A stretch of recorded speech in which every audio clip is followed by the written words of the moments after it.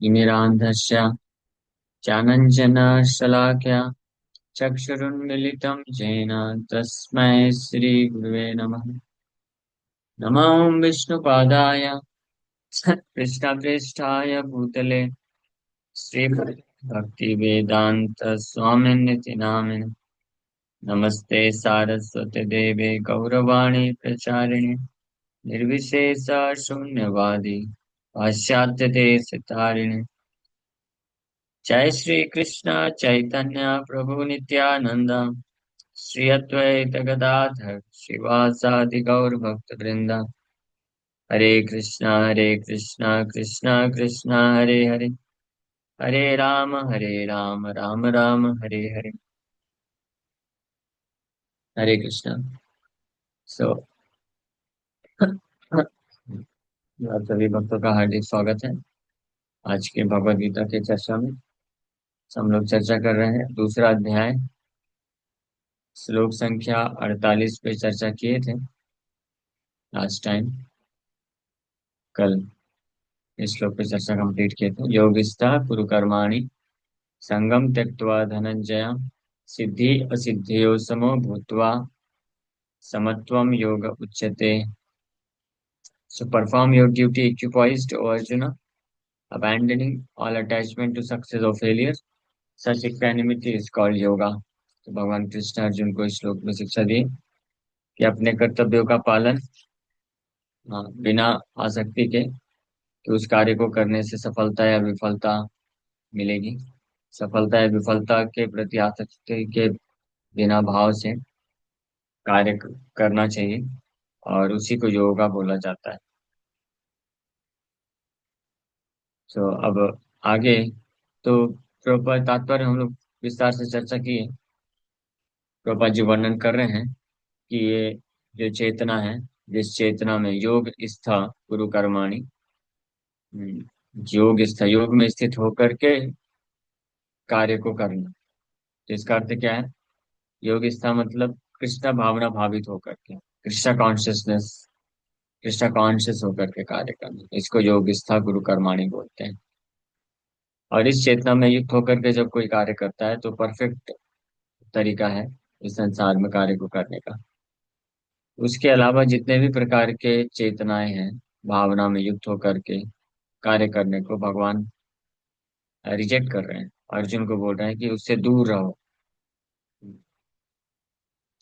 सो इसलिए भगवान बोल रहे हैं दूरेण ही अवरम कर्म बुद्धि योगा धनंजय बुद्धो शरणमन्विच्छा कृपणा फल हेतवा। O Dhananjay, keep all abominable activities far distant by devotional service, and in that consciousness surrender unto the Lord. Those who want to enjoy the fruits of their work are misers. So, हे धनंजय, हर प्रकार के अ, अवरम कर्म, अवरम, अवरम मतलब अबॉमिनेबल, अबॉमिनेबल को सरल भाषा में या विकृत हिंदी की भाषा में सामान्य भाषा में घटिया बोल सकते हैं, बेकार और थर्ड क्लास। सो बेकार प्रकार के कार्यों को जो है बहुत दूर करो अर्जुन, दूर रहो उनसे। कैसे? बुद्धि योगा, भक्ति योग के माध्यम से, और उस चेतना में स्थित होकर के भगवान को समर्पण कर दो। इसके विपरीत जो कृष्ण कॉन्शियसनेस, कृष्ण चेतना भावना भावित के अलावा किसी चेतना में कार्य करते हैं, वो मतलब अपने फ्रूट्स को, अपने कार्य के फल को भोग करने के उद्देश्य से करना चाहते हैं, तो उनको भगवान बोल रहे हैं वो लोग माइजर, कृपणा, कृपण है वो लोग, ब्राह्मण के उल्टे। एक होता है ब्राह्मण जो उदार होता है, जो कृष्ण कॉन्शियस होता है, और उसके विपरीत कृपण होते हैं जो कि सेंस ग्रेटिफिकेशन कॉन्शियस होते हैं, इन अपने खुद के इंद्रिय भोग के प्रति ही केवल जिनकी चेतना होती है। तो भगवान अर्जुन को इस प्रकार से बोल रहे हैं दूरेण ही अवरम करो। तो ये जो अवरम कर्म है, ये समझने वाली बात है, बहुत महत्वपूर्ण है इस श्लोक में। यहाँ तक कि अर्जुन भी इस शब्द को समझ नहीं पाए शुरू में। या बोल सकते हैं कि अर्जुन जो है भगवान के द्वारा ऐसी स्थिति में डाले गए कि अर्जुन समझ नहीं पाए। इसीलिए अर्जुन इस श्लोक को मिसअंडरस्टैंड करके तीसरा अध्याय के पहले दो श्लोक में अपने कंफ्यूजन को व्यक्त करते हैं। जब हम तीसरा अध्याय पहुंचेंगे तो उस वक्त मैं पूछूंगा आपसे कि अर्जुन ये क्वेश्चन क्यों पूछ रहे हैं। तीसरे अध्याय के पहले श्लोक में अर्जुन कृष्ण को कुछ क्वेश्चन पूछते हैं। तो वो जो क्वेश्चन है, वो जो डाउट आया था अर्जुन को, आएगा इस अध्याय में, वो इस दूसरे अध्याय का ये 49 नंबर श्लोक को के ये अवरम कर्मा को अच्छी तरीके से ना समझ पाने के कारण आएगा। अवरम कर्मा, तो अवरम कर्मा यहाँ पे भगवान बोल रहा है। अवरम कर्मा मतलब होता है अबॉमिनेबल एक्टिविटीज, या घृणित कार्य, या बेकार थर्ड क्लास कार्य, उसको बोल। तो अर्जुन मिसअंडरस्टैंड करते हैं अवरम कर्मा को कि युद्ध करना, इतने सारे लोगों को मारना, हिंसा करना, अपने सगे संबंधियों को मारना, ये जो है घृणित कर्म है, अवरम कर्म है। इसलिए जब भगवान ये सेकंड चैप्टर बोलते वक्त अर्जुन को बोलते हैं कि उठो और युद्ध करो, और यहाँ पे बोल रहे हैं कि दूरेण ही अवरम कर्म, ये घृणित कार्यों से अपने आप को दूर रखो, तो अर्जुन कंफ्यूज हो जाता। स्वाभाविक है, जो अवरम कर्म का अर्थ नहीं समझ पाएगा तो स्वाभाविक है इस प्रकार का कंफ्यूजन। तो अर्जुन इसलिए थर्ड चैप्टर के पहले श्लोक में पूछ ही डालते हैं कि भगवान, पहले तो आप बोले कि अवरम कर्म से दूर रहो, घृणित कार्य मत करो, और फिर आप बोल रहे हैं कि उठ जाओ और लड़ाई करो। अरे, ये विरोधाभास कैसे? यानी पहले आप बोल रहे हैं कि युद्ध मत करो, मतलब और अवरम कर्म, घृणित कार्य मत करो, और फिर आप बोल रहे हैं युद्ध करो। तो ये इक्विवोकल इंस्ट्रक्शन आपको मुझे समझ में नहीं आया। क्या सुनिश्चित निश्चित रूप में मुझे क्या करना चाहिए, ये आप बताइए। एक ही चीज बताइए, तद तदेकम वद निश्चित। निश्चित रूप में केवल एक ही चीज बताइए, मुझे करना क्या। तब भगवान बोलते हो, समझ नहीं पाए अर्जुन मेरे भाव को। ठीक है, मैं फिर से समझाता हूँ। तो फिर third chapter, fourth chapter, fifth chapter, six, seventh, eight, nine, tenth पूरा एक्सप्लेन कर। Otherwise Bhagavad Gita second chapter में ऑलरेडी कंक्लूडेड है। लेकिन अर्जुन, हमारे हम समझ सकें अच्छे तरीके से, हमारे समझ को हेल्प करने के लिए अर्जुन ने इस प्रकार से प्रश्न पूछे। अर्जुन ना समझी दिखाए हम जैसे ना समझो को समझाने के लिए। लेकिन हम प्रभुपाद जी की कृपा से इसी श्लोक में आपको समझाने का प्रयास करेंगे कि अवरम कर्म का अर्थ क्या होता है, जैसे कि प्रभुपाद जी तात्पर्य में भी वर्णन करेंगे। उसको भी पढ़ के हम लोग चर्चा करेंगे। वैसे पिछले श्लोक में प्रभुपाद जी ऑलरेडी बोल चुके हैं। तो अवरम कर्म समझना चाहिए कि अवरम कर्म कोई कार्य नहीं है। हाँ, किस चेतना में वो कार्य किया जा रहा है, उस पे उस आधार पर डिसाइड होता है कि वो अवरम कर्म है या सही कर्म है, उचित कर्म या करने योग्य कर्म है। तो पिछले श्लोक से कनेक्शन है इसका। योग स्था कुरु कर्माणि, योग में स्थित होकर के अगर कोई व्यक्ति कार्य करता है या करेगा, तो वो फिर अवरम कर्मा नहीं है, अबॉमिनेबल एक्टिविटी नहीं। वो तो भगवान अप्रूव करते हैं। योग स्था कुरु कर्माणि संगम त्यक्त्वा धनंजय। योग कृष्ण भावना भावित होकर के जो कोई कार्य करता है, उसको योग स्था कुरु कर्माणि बोलते हैं। और उसके अलावा जो भी कार्य है, all other activities performed in different consciousness fall in this category of avram karma, abominable activities। abominable का मतलब होता है कि कोई भी सज्जन व्यक्ति नहीं करना चाहिए। Any gentleman should not do abominable activities। और बोल सकते हैं कि कोई भी व्यक्ति जो abominable या घटिया घृणित कर्म करता है, तो वो सज्जन नहीं। वो कौन है सज्जन का उल्टा? दुर्जन। सुन रहे हैं आप कि नहीं सुन रहे? शायद सुन लीजिए, उसको बाद में कर लीजिए। सुन लीजिए। हाँ, दुर्जन अभी तक सुने हैं? अवरम, हाँ, अवरम कर्म, अवरम कर्म के ऊपर चर्चा कर रहे हैं हम तो। हाँ, और अवरम कर्म मतलब घृणित कार्य, घृणित, और या घटिया, घृणित मतलब घटिया कार्य। तो जो घृणित कार्य करता है वो कौन है? दुर्जन व्यक्ति है, सज्जन नहीं। घृणित कार्य या अवरम कर्म मतलब अबॉमिनेबल एक्टिविटीज, गंदे कार्य। तो साधारणतः इस संसार में घृणित कार्य या घटिया कार्य या अबॉमिनेबल एक्टिविटीज किसको बोला जाता है? किन प्रकार के कार्यों को घृणित कार्य बोला जाता है? हाँ, साधारणतः इस संसार में क्या अंडरस्टैंडिंग है, किसको घृणित कार्य बोला जाता है? जो पापाचार है, पापाचार है ना, जैसे नशा करना, मांसाहार करना, अवैध संबंध रखना, जुआ खेलना, ये सब को पाप नहीं माना जाता? नहीं मानते बाहर? बाप रे बस। हाँ, इसको गलत नहीं मानते? कॉमन बना दिया है? कैसे कैसे व्यक्ति हैं?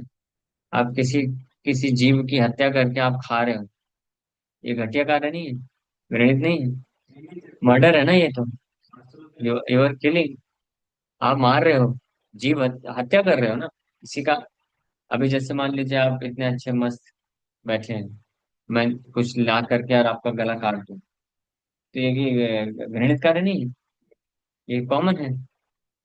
हाँ, तो क्या फर्क पड़ता है चाहे आपको काटो या कोई जानवर को काटो? मतलब कहने का मतलब है कि जीव है ना वो भी, तो उसको भी काट के कोई खा रहा है, तो वो तो घृणित कार्य में आएगा ना। उसको सामान कॉमन कैसे मान सकते? कॉमन मान लेते हैं? अच्छे अच्छे लोग खाते हैं तो उनको समझाइए, बोलिए आपको ऐसे काट के खाएंगे तो आपको अच्छा लगेगा। ये तो कॉमन सेंस है। मतलब नरक वाली बात नहीं है, नरक की तो बात ही नहीं करते हैं। छोड़ दो कि नरक मिलेगा नहीं मिलेगा।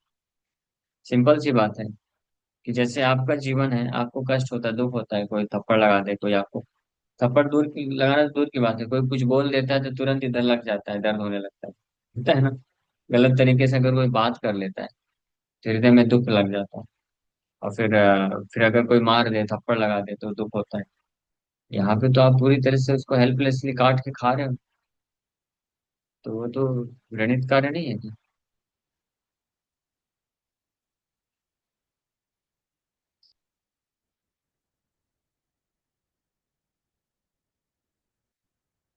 तो खैर, मेरी अंडरस्टैंडिंग में तो यही है कि सामान्य लोग ये ऑन करिए, ऑन नहीं,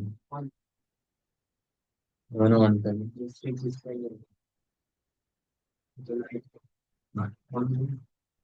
नहीं हुआ।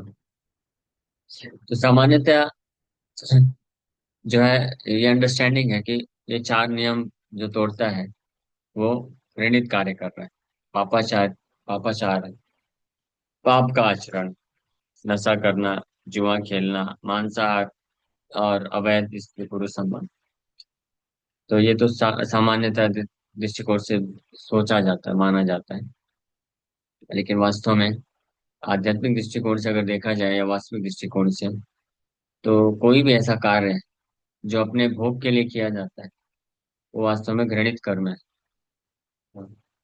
न केवल ये जो पापाचार है, पाप कर्म करना, ये घृणित माना जाता है, बल्कि कोई भी यहाँ, कोई भी कार्य भले ही पुण्य तरीके से किया जाता है, धर्म के तरीके से किया जाता है, लेकिन अपने भोग के लिए किया जा रहा है, वो चेतना है, कॉन्शियसनेस।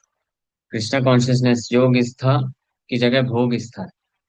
इस श्लोक में भगवान बोले ना कि अर्जुन, योग योग स्था कुरु कर्माणि, योग स्थित होकर के कर्म करो।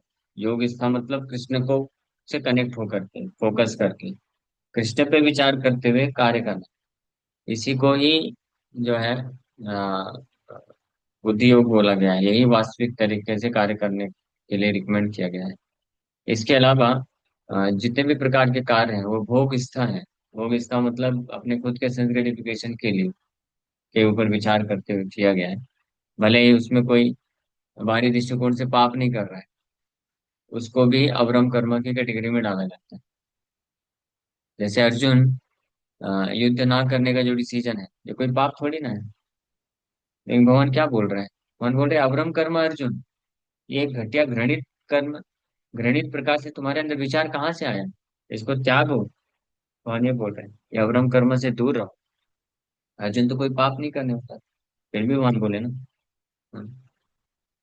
तो इसलिए अवरम कर्म का अच्छे से हमको अंडरस्टैंडिंग होना चाहिए। अवरम कर्म फिर से सरल भाषा में बता रहा हूँ कि करने की इच्छा से अगर कोई भक्ति कर रहा है, हाँ, ये अवरम, यस, घृणित है। क्योंकि चेतना मैटर करती है, कॉन्शियसनेस, चेतना आपकी भोग भोग करने की, अपने भोग के लिए धर्म का सहारा ले रहा है तो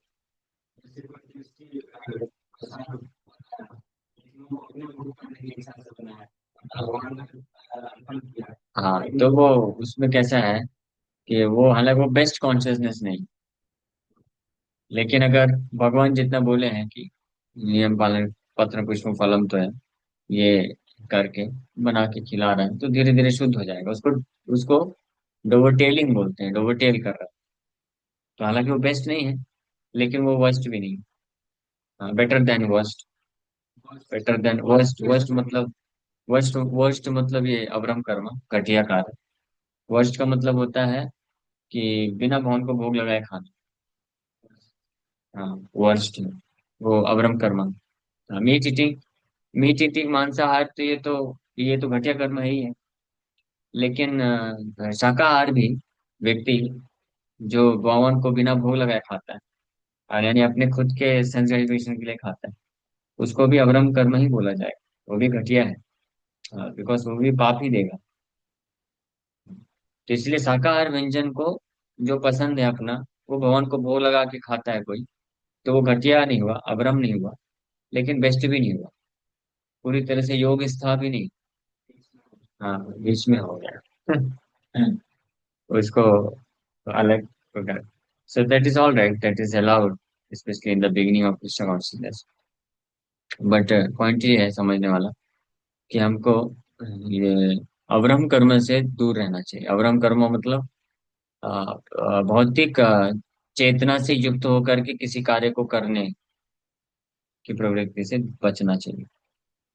किसी भी कार्य को हम अपने खुद के भोग के लिए नहीं करना चाहिए। कृष्ण को, कृष्ण की संतुष्टि के लिए, कृष्ण को प्रसन्न करने के लिए करना चाहिए। यही बेस्ट है, योग स्था है। तो ये इससे दूर कैसे रह सकते हैं? भगवान बोल रहे हैं दूरेण ही अवरम कर्म, इस प्रकार के घृणित घृणित कर्म से दूर रहो। कैसे? बुद्धि योगा धनंजय, बुद्धि योग के माध्यम से, यानी भक्ति योग के माध्यम से, भक्ति योग का पालन करके। बुद्धो शरणमन्विच्छा कृपणाः फलहेतवः। सो बुद्धो, in such consciousness, buddha means in such consciousness. Which consciousness? Krishna consciousness. Buddhi yoga means on the strength of Krishna consciousness, Prabhupada ji likh rahe हैं.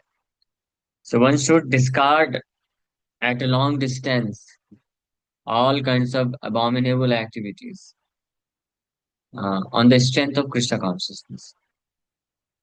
कृष्ण भावनामृत के बल बल पे व्यक्ति को जितने भी अबॉमिनेबल एक्टिविटीज या अवरम कर्म है, उनको दूर से ही डिस्कार्ड कर देना चाहिए। मतलब ऐसा नहीं कि पास में आके थोड़ा गले लगाया फिर उसके बाद डिस्कार्ड किया। डिस्कार्ड समझते हैं ना, रिजेक्ट, दूर से ही रिजेक्ट कर देना चाहिए।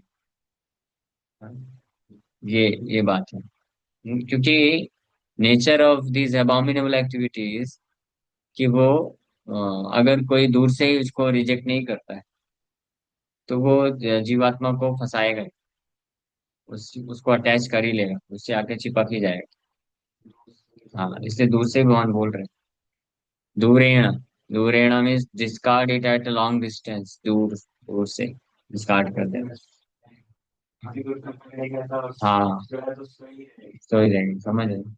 तो दूर से ही डिस्कार्ड कर देना चाहिए। इसलिए जो इंटेलिजेंट होते हैं, दोज डिवोटीज जो डिटरमाइंड होते हैं to progress properly in this consciousness, वो ऐसे किसी भी अपॉर्चुनिटी को नहीं देते हैं, मौका नहीं देते हैं, दूर से डिस्कार्ड कर देते हैं in the name of career building.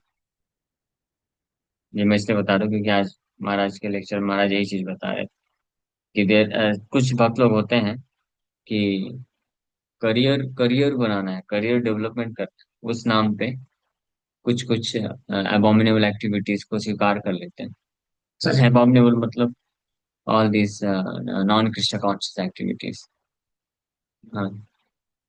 In order to get good position, good reputation और गुड स्टैंडिंग मटेरियल वर्ल्ड, ये प्राप्त करने के लिए ये दूर दूर से ही वो उसको रिजेक्ट कर देते हैं।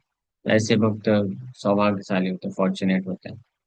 लेकिन जो लोग फुली डिटरमाइंड नहीं है, जिनको पूरा फेथ नहीं होता कृष्ण कॉन्शियसनेस प्रोसेस पे, तो वो लोग ऐसे वक्त हो भी कभी कभी इस प्रकार के अबरम अवरम कर्म, एबॉमिनेबल एक्टिविटीज को गले लगा लेते हैं, ये सोच करके कि ये तो हमारा नीड है अभी, I I have to do it, I must do it, ये तो मुझे करना ही पड़ेगा, करना ही चाहिए।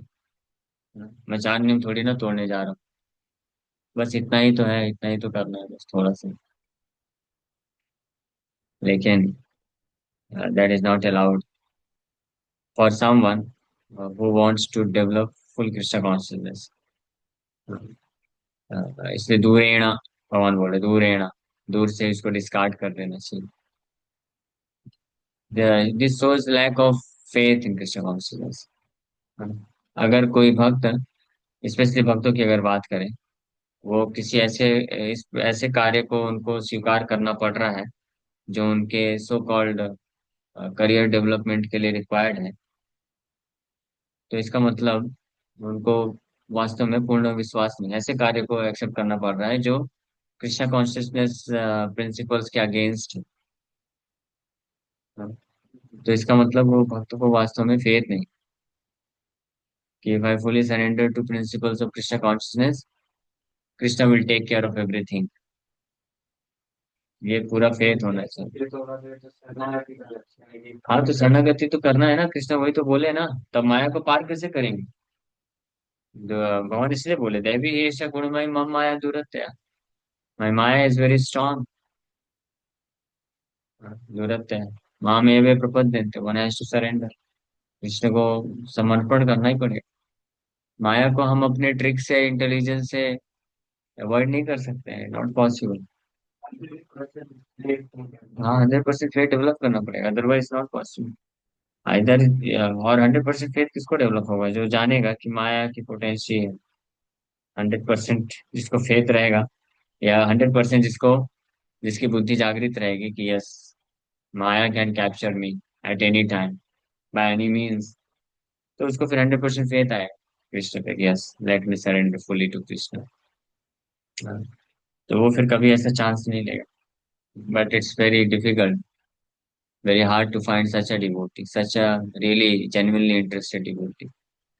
इतना आसान नहीं है सम और अदर। ये पॉइंट भी महाराज बोल रहे थे, for simple process of Krishna consciousness is simple, Prabhupada ji बोले सिंपल, जो जो सरल है, सरल भक्त उनके लिए कृष्णा कॉन्शियसनेस का प्रोसेस बड़ा सरल है। लेकिन जो सरल नहीं है उनके लिए बहुत कॉम्प्लिकेशंस है, बहुत कॉम्प्लिकेटेड, वो फंस जाते हैं पूर्ण फेथ नहीं रख पाने के कारण, जो ये पूरी तरह से डिसाइड नहीं कर पाते हैं कि I have to overcome Maya completely. आपने किया है डिसाइड? हाँ, लेकिन कहाँ से आ गए फिर? आप में से कौन कौन भक्त हैं जो ये चाहते हैं, डिसाइड किया है तो फुली ओवरकम माया, है ऐसा कोई? देखा कोई नहीं। It's not possible to gate.